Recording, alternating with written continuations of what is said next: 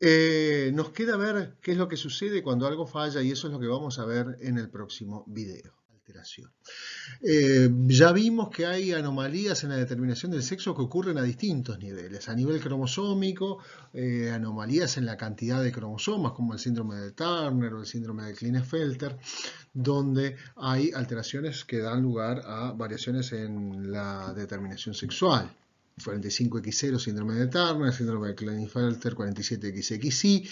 y también anomalías a nivel génico, vimos algunas de ellas, por ejemplo, SRI, como uno de los genes importantes en el cromosoma Y, cuya traslocación al cromosoma X puede dar lugar a algún tipo de cambios, como por ejemplo lo que veíamos en el síndrome de la Chapelle y Swyer, o mutaciones puntuales de estos genes. También mutaciones puntuales de otros genes que venimos discutiendo a lo largo de esta charla, como son SOX9, FGF9, WNT4, respondina, beta-catenina, etc. Algunos que responden a dosis, DAX1, los propios WNT4 y respondina cuando están duplicados, y cambios que ocurren entonces a nivel gonadal en función a la respuesta y a las alteraciones de estos genes. Otros elementos tienen que ver con un medio hormonal anómalo, y ese medio hormonal anómalo puede darse por motivos endógenos o exógenos. Algunos de ellos naturales y otros inducidos. En el caso de los exógenos, puede haber medios hormonales anómalos exógenos, por ejemplo, cuando la madre presenta un tumor que secreta hormonas en el proceso del embarazo, cuando se está desarrollando un feto, y ese feto entonces está expuesto a una concentración elevada de hormonas que aparecen en la madre y que son transmitidas al feto a través de la placenta. También obviamente un medio hormonal anómalo exógeno es lo que ocurre en muchas de las situaciones de cambio voluntario de identificación sexual, pero eso es un elemento del cual nosotros no vamos a estar trabajando hoy, sino que estamos trabajando sobre el elemento biológico. Entonces, ¿qué es un medio hormonal anómalo endógeno? Bueno, por ejemplo, alteraciones en algunos de los genes de la vía de síntesis o modificación y utilización de las hormonas. Y allí vamos a hablar de, por ejemplo, la hiperplasia adrenal congénita, la falla en la síntesis de progesterona, la falla de receptores, o algunos otros que son de causa desconocida. Una de las primeras cosas que vamos a hablar, vamos a dar nada más que 3 ejemplos, es un metabolismo hormonal alterado. Este es el metabolismo de distintas hormonas esteroideas. Aquí están la formación de la testosterona, la dihidrotestosterona, el estradiol, la formación del cortisol, y lo que sucede cuando hay una mutación en este gen, el gen de la 21 hidroxilasa, el gen CYP21A2, que lo que hace es bloquear el pasaje de la progesterona hacia hidroprogesterona hacia otros precursores de lo que son los mineralocorticoides. Entonces esto hace que haya una acumulación de estos precursores que se derivan hacia la vía de síntesis de andrógenos. Entonces hay una excesiva producción de andrógenos cuando esto ocurre de manera homocigota, autosómica recesiva, y si bien hay genitales internos normales, en el caso de una mujer XX, un individuo XX con deficiencia de la 21 hidroxilasa, puede tener genitales internos normales, es decir, determinación sexual primaria femenina, pero determinación sexual secundaria ambigua, porque los genitales externos, de los cuales dependen la formación de los genitales externos, se debe a la presencia de testosterona y posiblemente de hidrotestosterona en algunas pequeñas cantidades que incrementan la producción de andrógenos y resultan en genitales ambiguos en una niña recién nacida. Esto tiene una frecuencia relativamente alta, de 1 en 70 60.000. El otro caso que vamos a ver tiene que ver con un metabolismo hormonal alterado, pero con la deficiencia de la 5-alfa reductasa. Y si ustedes recuerdan, decíamos que la 5-alfa reductasa es la enzima que transforma la testosterona en dihidrotestosterona. Y esta enzima es esencial en lo que es la diferenciación de los órganos sexuales secundarios masculinos. La formación del pene, del escroto y de la próstata depende de la dihidrotestosterona, mientras que la diferenciación de los deferentes y el epidídimo dependen de la testosterona. Entonces, ¿qué es lo que sucede en individuos mutados que no producen dihidrotestosterona? Los genitales internos son normales,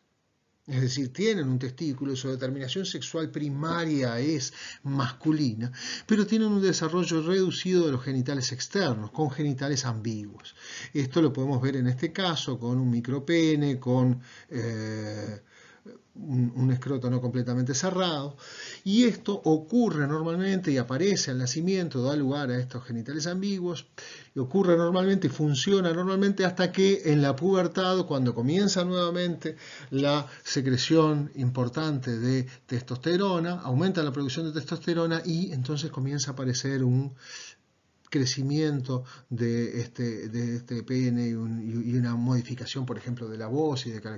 otros caracteres sexuales secundarios que ocurren tardíamente en ese momento. Entonces esto puede ser tratado desde temprano o puede ser reconocido directamente en la pubertad y eso pasa a ser un problema.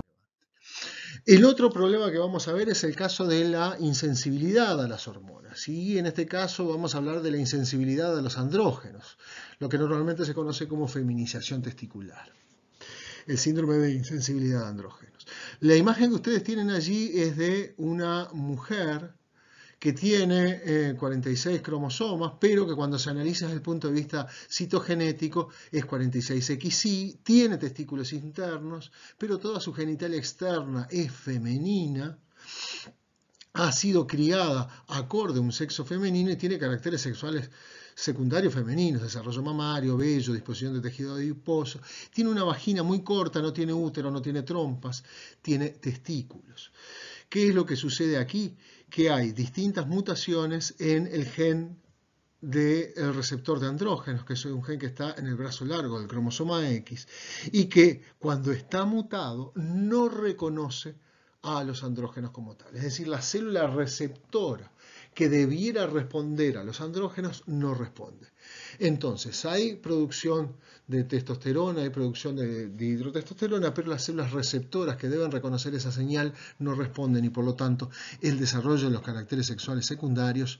ocurre por la vía femenina. Entonces, estos son simplemente algunos ejemplos de cómo algunas alteraciones en las vías hormonales pueden dar lugar a alteraciones en el desarrollo sexual y hay muchísimas más que no vamos a entrar en detalle. Entonces, a modo de resumen de todo lo que hemos visto en el día de hoy,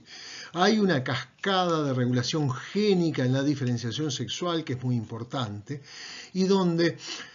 a partir de la formación de una cresta genital comienzan a expresarse una serie de genes, el factor esteroidogénico, WTH1, LHX9, GATA4, que transforman esta cresta urogenital en una gónada bipotencial. A esa gónada bipotencial van a migrar las células germinales primordiales y van a seguir dos caminos alternativos. Un camino es si está presente el cromosoma Y y hay entonces en ese cromosoma Y un gen SRI que va a ser activado por alguno de estos factores. Ese SRI va a activar a otro gen que es el gen SOX9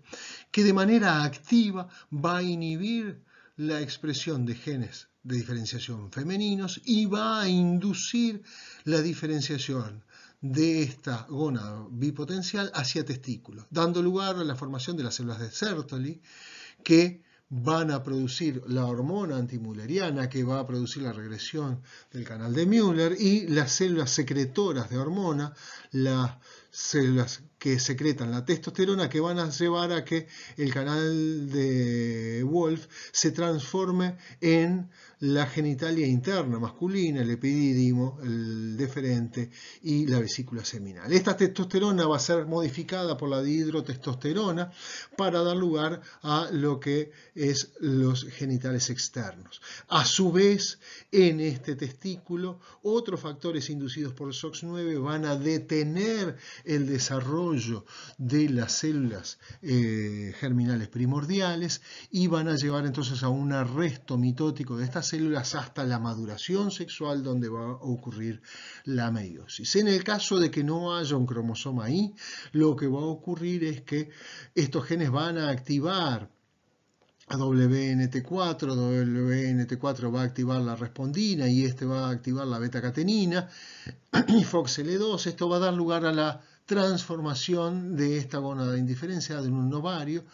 con las células de la granulosa y células de la teca que van a producir folículos que van a estar sintetizando estrógenos, activados también por SF1 entre otros, y estos estrógenos van a hacer que el canal de Müller se diferencie en los genitales internos femeninos, el útero, el oviducto, el cervix, la parte superior de la vagina, y a su vez que se transformen en los genitales, la porción de los genitales externos se transforma entonces en los labios, los clítoris y la parte inferior de la vagina, también por la acción de los estrógenos y por la ausencia de las hormonas de la vía masculina. Esta es otra representación de la cascada de regulación génica, donde vemos la formación del cigoto, la presencia del cromosoma Y como un elemento importante, la formación de la cresta genital y la diferenciación con distintos genes que participan allí, WT1, SRI, y la activación entonces de la vía masculina, SOX9, y los distintos tipos de células, las células de Sertoli, las células de Leydig, las espermatogonias, que son inducidas a la formación y diferenciación de testículo. Por otro lado, estos genes que son inhibidos por genes de la vía femenina, FOX2, WNT4, respondina, beta-catenina, que actúan sobre las células de la granulosa, las células de la teca y la oogonia para activar la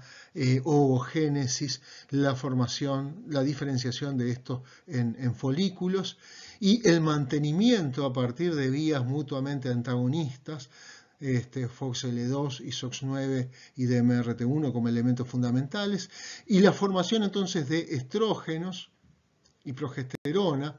que determinan las características sexuales secundarias, y la formación de andrógenos, testosterona y dihidrotestosterona, que determinan las características sexuales secundarias masculinas. Estas dos vías son alternativas y podemos ver que se mantienen por una represión cruzada de una y de otra. Hay distintos elementos de bibliografía y de recursos externos que vamos a estar utilizando para este capítulo. Yo aquí les dejo indicado el link al capítulo 17 de la sexta edición de la Biología del Desarrollo, que está disponible en la biblioteca del NIH. Y hay también, y les recomiendo muy fuertemente mirarlo, una serie de videos que acompañan la última versión de este libro, en particular el video de Scott Gilbert hablando del tema de la determinación sexual, donde plantea estos temas y algunos otros muy interesantes de una manera muy breve y muy didáctica. Por lo tanto, les recomiendo muy fuertemente que lo vean, y aquí está el link para ir a ver este video. Esto es todo por esta clase, espero que les haya gustado y recibimos todas las preguntas que ustedes puedan tener al respecto.